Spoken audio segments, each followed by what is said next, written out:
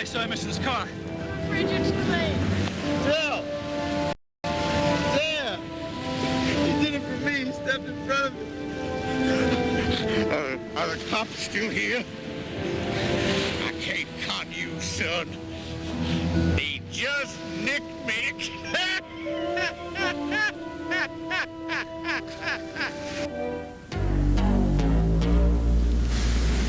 You're going to tell me what I want to know. It's going to be my final interview, and you're going to give me all the facts. And then I'm going to kill you.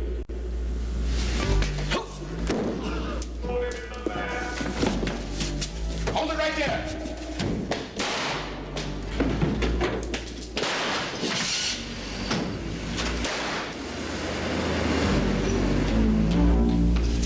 You okay?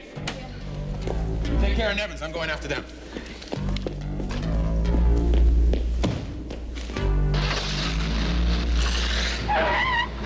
Be careful!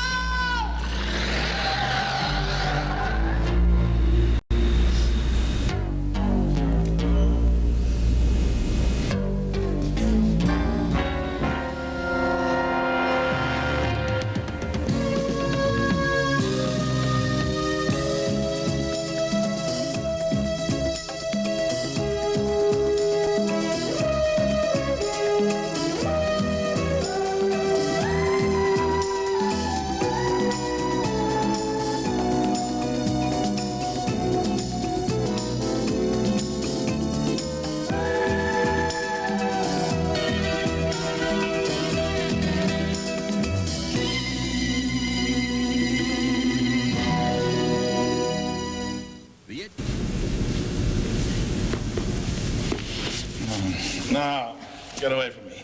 I'm on your side, I think. Yes, well, I hate to see what you do to your enemies. It was a friend of your wonderful limping source who did this to you. Skylar and I just saved your life. That was due to our long-standing friendship, huh? They were about to drag you into that green van, and I have a feeling it was going to be a one-way trip. So Skylar started shooting at him, and they both took off. Oh, I guess I was out and missed the whole thing. I missed quite a story. Ooh. Listen, I think that I may have matured a little in the last couple of days. Looks like you did try to save my life. Thank you. Nevins. No. People who save my life get to call me Peter. Peter. Since we are both now members in good standing of the Limping Man's Victims Club, tell me what you know. Well, it is not much. Don't you know who your source is? Not really. I only met with him a couple of times. Both times he wore that flesh-colored mask, like a death mask.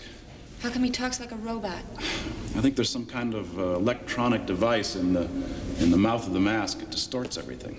Maybe he has a recognizable voice. It's funny, you know, because sometimes when I talk to the voice on the phone, I get the impression that it was another person who was feeding me information. Like there were two people using one electronic device. Why did they pick you? I don't know. First, I thought it was because I was good.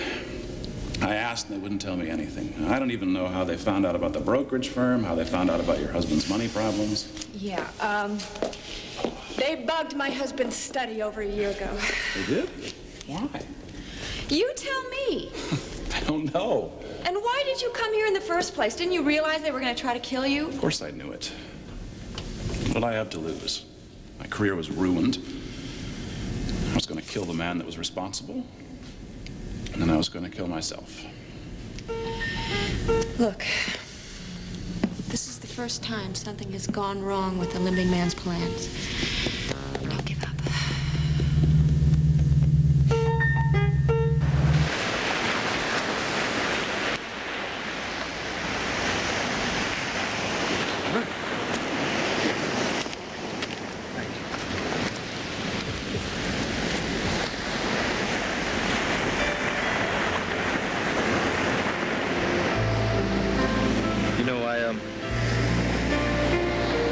I love you.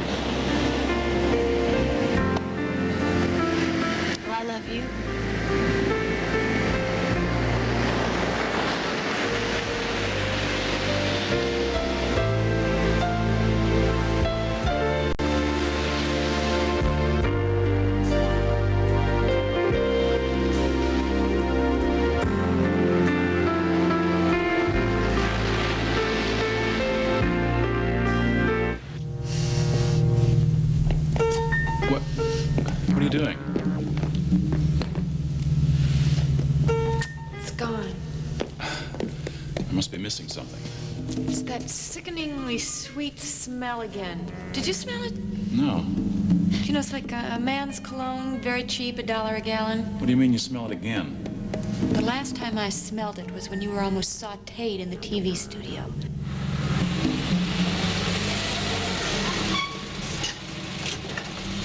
Did you lose him? No, not exactly. How's your head, Nevins? A little thick. Wish I knew what was going on. Yeah. I wish I knew what was going on, too. What are you talking about? Didn't you follow him? What happened? Yeah, I followed them. I followed them halfway across town. This time they decided to visit another underground parking garage in that new place, the ISIS building. I know it. It's the high-tech place with all the glass. Right. I figured the safest thing to do would be to leave the car on the street and follow them on foot. And you didn't see the green van?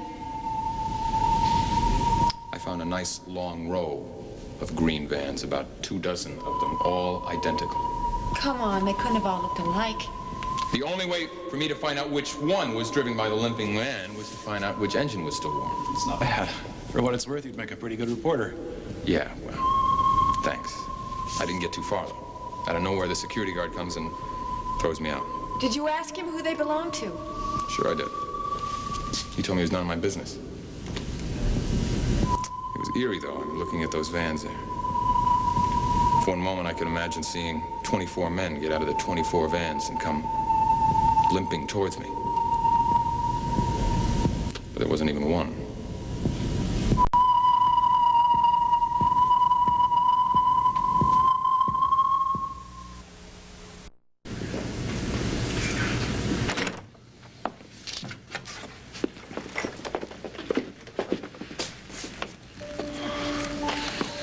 I thought I'd lost you. So did I. Oh, I'm so glad you're all right. Hey, you can take care of that. Gotta believe me, man. I didn't mean for none of this to happen, you know? Did I say anything?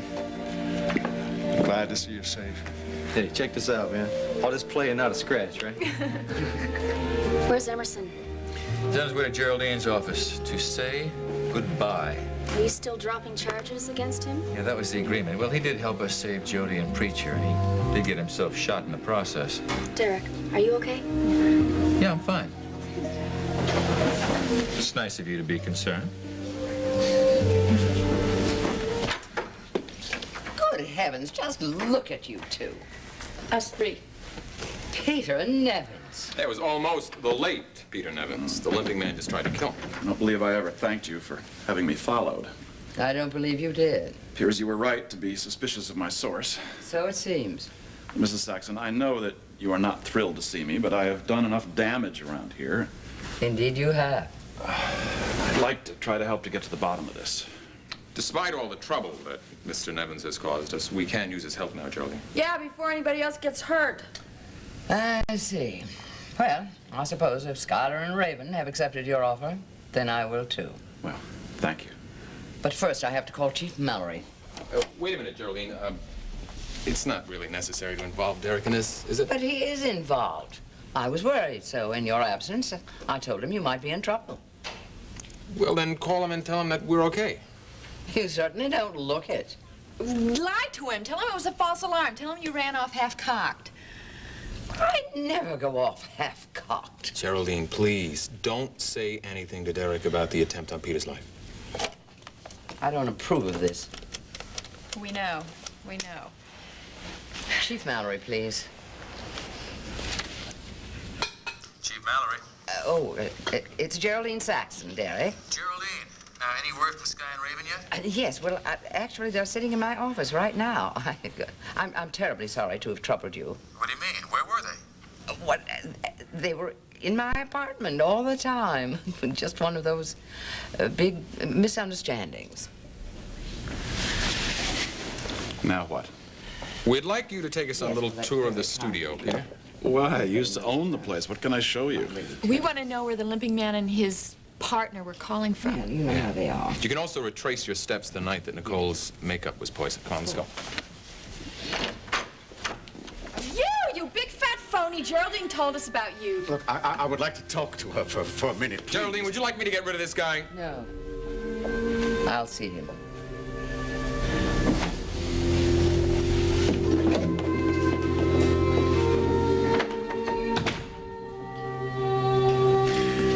sirloin steak, but... Well, considering where we were, I ruled out seafood. No, this is perfect. This is perfect. A hearty feast, to celebrate the wrapping up of the Dell Emerson case. It's about time. Markham dead, Vanessa and Sully in prison, and Dell on the Lex bus out of Monticello. I'll make sure. Please do. The man has worn out his welcome in this town. I want all loose ends wrapped up. Hey, a toast. All right. To a job well done. Hey, come on, it wasn't that bad of a toast. Maybe not very original, but... No, it wasn't a toast. It's a phone call from Geraldine. There's something peculiar about that. I know you must despise me, but I'm really very sorry about everything I've done. I'm sure you are. I have never once lied to you about my feelings for you. Well, you tried to swindle me out of $150,000. I meant every word I said about us. I am a lonely man. The hours I spent with you... Please don't. I have rarely enjoyed anyone's company as much as I have yours. Mr. Emerson, you are a con man. I find it almost impossible to believe anything you say. I'm wondering if I might ask you to leave. You see, I'm terribly busy this afternoon since I am preparing to sell this station. I don't understand. You told me once that this station was the one thing that you really loved. Well, sometimes we have to face reality. And the Peter Nevin scandal is real. I'm afraid our ratings already have dropped somewhat. And some of our sponsors are asking to be released from their contracts. You're talking about quitting. In a sense. Not you. You'd never have gotten where you are if you were a quitter. This is a challenge. It's a threat to something that you care about. You should fight for it. Good heavens, why should I take your advice? Because I happen to know what happens to a man when he deserts what he cares for. Like a ruby. No. Like a son, Geraldine. Come in. Mr. Emerson, you've got a bus to catch? Just 1 minute, officer. 1 minute. Goodbye, Geraldine.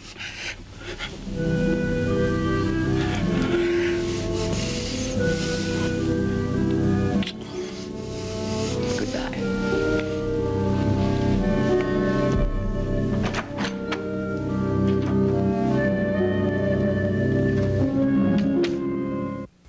A little bit. See, the problem is I don't get no respect. That's enough. No, it's delicious, really. And running on the beach certainly gives you an appetite. You probably work up a thirst, so I'd like to propose a toast. Oh. Two long, hard days on the beach, right? No. To families.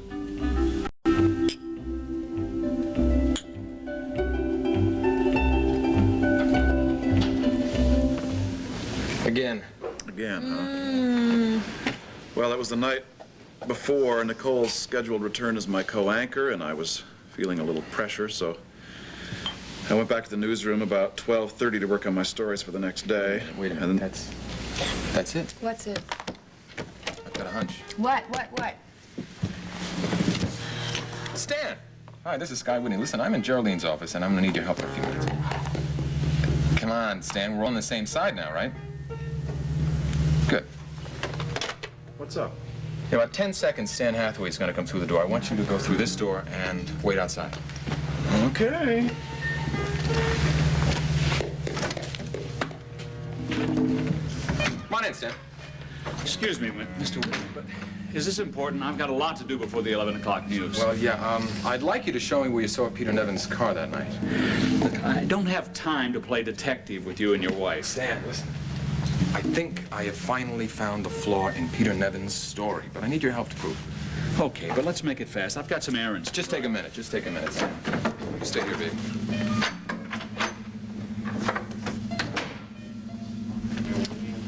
is your husband up to now? Well, I can't be sure, but I think it has something to do with the time you arrived that night. Dinner was great. Yeah, maybe just a little bit too salty. Come on, everything was all right? Please. Well, well, look who's here. Hi, preacher. Miles Cavanaugh, this is, Del Emerson. Yeah, we've met. Thank you for helping. I was proud to do it. Jody, it's been a long couple of days. I think we better take off. Yeah, all right. Good evening. So, are you leaving? Yeah, Officer Egan is gonna escort me. She's doing me the honor. Well, I'll miss you. I'll miss you too, Jody. Hey, you take care of my boy now. I will. Mm-hmm.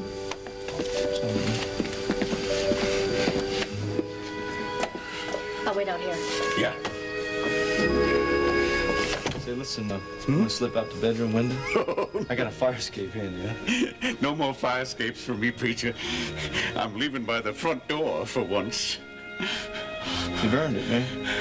Thanks a lot for, saving Jody and Ma's neck like that out there, man. I mean, you did real good. Dad? Dad? On the beach you called me that. The first time you ever did that. Yeah. I kind of like the sound of it. Goodbye, preacher. Come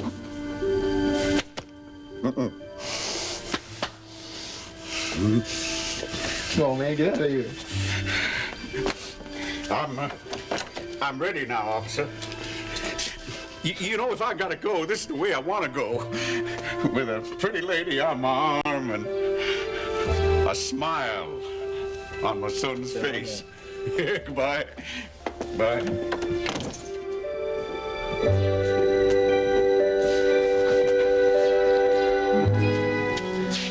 That was the spot. Over there. Between those two parked cars. Yes. And Nevin's car was in the lot when you left the studio. Yes. Yeah. You keep asking me the same questions. I keep giving you the same answers. I'm just trying to make sure I've got the story straight. Now, what time was it that you left the studio that night? A few minutes after 12. You got that? A few minutes after 12. How many minutes is a few minutes? 5 or 6. Have you got what you need, Mr. Whitney? Part of it. Good. Because I have to run some errands so I can be back here by 10. Thank you, Stan. You're welcome.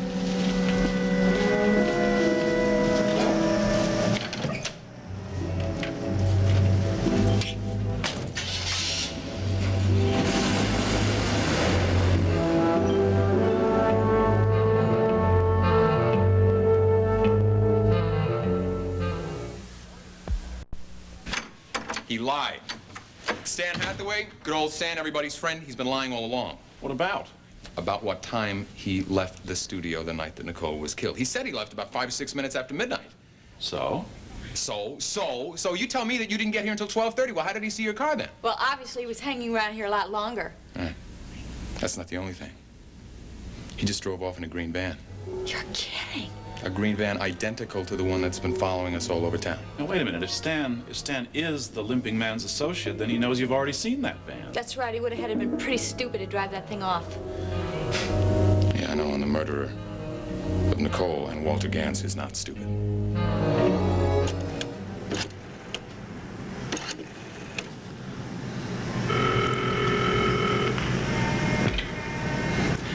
This is Stan. I did like you asked. I let the Whitneys see me in the green van the first chance I got.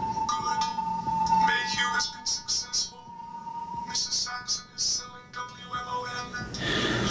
Yeah, but boy, with Whitneys and the Nevins combining forces, it could be a lot of trouble. The final trap has been baited. When it is sprung, the takeover of WMON can proceed unmolested. I don't understand why you wanted the Whitneys to see me in the van. I don't like this playing around. I think the Whitneys should be killed as soon as possible. Hello? All right. I'll take care of the Whitneys myself.